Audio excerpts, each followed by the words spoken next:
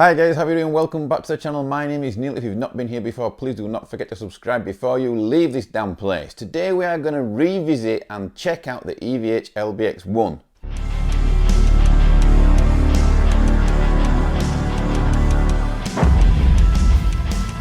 Okay guys, so the EVH LBX1 has been on my channel tons of times. There's been a lot of demos of it, mainly back in the early days. In fact, when the LBX1 first arrived over here in England, the channel had only been going probably about 6 months or so. So that's how long I've been doing it. It was on a lot of videos. I was comparing it to a lot of big heads, and I ended up gigging with this amp a hell of a lot. I even played Bloodstock on one of the small stages with this head, and it was going into an orange V3412 cab, and it sounded absolutely awesome. If you have one of these things and you're running it through a 212, which I am today, when you rig it up to a 412, it really does give it that low end that it might just be lacking just a slight bit. Now on these EVH LBX1s, I have the resonance up full blast. Now it's a very attacking amp. It's got tons of high mids and it's got super fast attack, which suits a metal player and suits me really down to the ground. To get the low end punch though out of this thing, I do find myself having to have the resonance up full blast. This amp at the moment retails at about 549, and I remember when these were first released and they were just under 400. Okay, so that's how much prices have changed in the last however many years, you know, however long this amp has been out, I don't know. I'm going to be using my Hesu 212 cab down here. It's loaded with V30s, there's an SM57 on the speaker, and I'm going to use two guitars. One is in drop D, it's my Jackson Green Glow Ash, and the other one is in drop C, and that is my King V. King V has an EMG 81 in the bridge, and the DK2 Green Glow has a Seymour Duncan JB in the bridge. I found myself using this amp a hell of a lot live, especially when I had a back injury. I really hurt my back, and I remember doing a gig on Tramadol, and I couldn't even think. If I did a couple of gigs on Tramadol, and I react really bad to that drug. I couldn't concentrate or anything. I was in a bit of a state doing the gigs, but I use this amp a hell of a lot. In fact, I use this in the EVH Mini, the original Mini, probably 50-50, you know, one day I'd take one out, the other day I'd take the other out, but I was using both those heads instead of a big 100-watter just to save my back, because my back was in a real bad way. And when you're driving a long way, you guys that have bad backs or any back injury know that sitting there in traffic driving for a long time is probably one of the worst positions you could possibly put your back in. And when you get to the gig, you want to be able to perform well, and it's not ideal to then get out of a car when you're already bent over and kind of stuck there, you know, and start lifting heavy amps about. So yeah, it was really useful for me. I used it a hell of a lot, and I really liked it, and I used it at rehearsal a lot too. One thing I will say about this amp is that if you are using it unmiked in kind of a small venue, then when you get the volume up to noon, well, basically when you go past noon, it starts to just turn so thin and so useless that it almost disappears. It sounds brittle. But anywhere up to there, it sounds great, and it gets more vicious, you know. The more you turn it up, it really does get ankle biting, you know, and vicious. But like I say, I used it mainly with my 212 down here, my 212, or whatever cab was there at the venue in the backline, and I absolutely loved it. So for you guys wanting a tube amp and obsessed with getting a tube amp, I would highly recommend the LBX1. It does have a blue channel and it has a red channel. The blue channel I used to use a boost in front. The Harley Benton Vintage Overdrive is on the top at the moment, set to a clean boost. The red channel you can't really boost, it just sounds horrific, but I'm going to do it anyway just so you guys can tell what it's like. I think the only drawback of the LBX1 is that it doesn't have a clean channel. Now, it didn't bother me because for that particular band that I was in, I never used a clean channel anyway. It does clean up nice when you roll off the volume, but I'm not that sort of player, you know, to do that. I'd rather have a clean channel if I was going to play clean than be faffing about rolling off the volume. But it is a very raw sounding, aggressive amp. The only other EVH that sounds like this, in my opinion, on the blue channel is the 50-watt combo. To this day, I still don't quite understand why EVH have not brought out a Lunchbox 15-watt head with all three channels on. They've still not done that yet. You can get a red, you know, you can get a red and a blue like on this head. You can get a green and a blue, and you can get a green and a red, but you can't get all three. I think that's the next step for EVH. I don't know why they're waiting so long. that's a head that needs to come out, in my opinion. You know, a 15 watt 5153 with all 3 channels on. First of all, we're going to just listen to it in drop D, and we're going to listen to the blue channel and the red channel with no boost.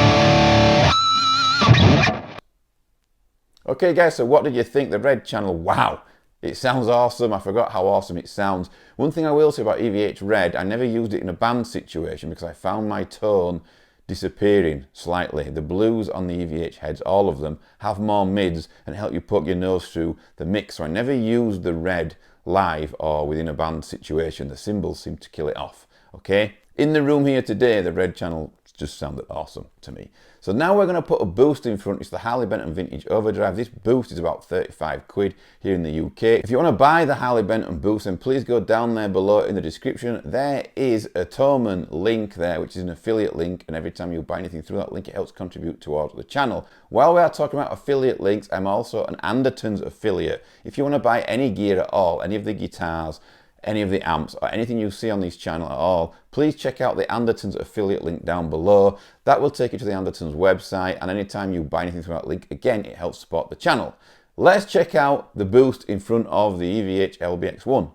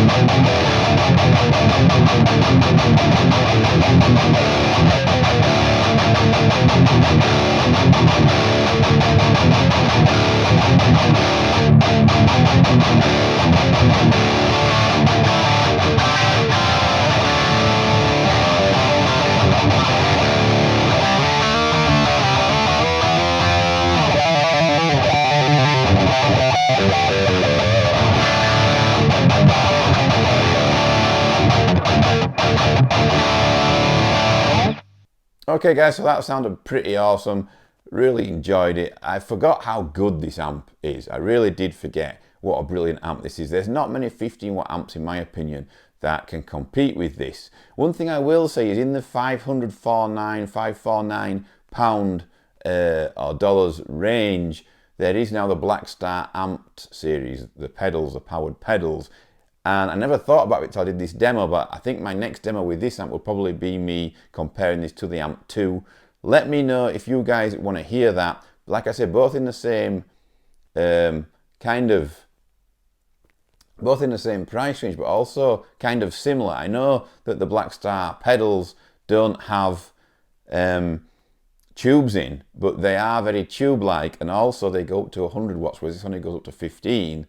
And the tones are quite similar, the gain tones that you can get out of them.